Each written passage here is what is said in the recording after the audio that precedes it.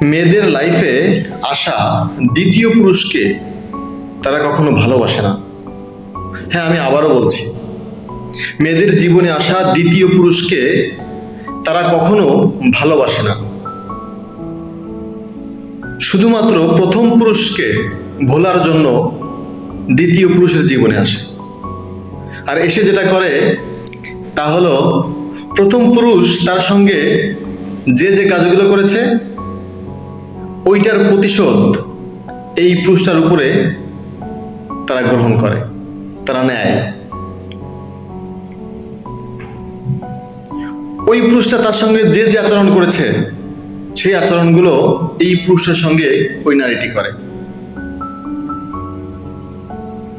তাই আমি আবারও বলছি, নারীদের লাইফে দ্বিতীয় পুরুষকে তারা কখনো ভালোবাসার জন্য গ্রহণ করে না।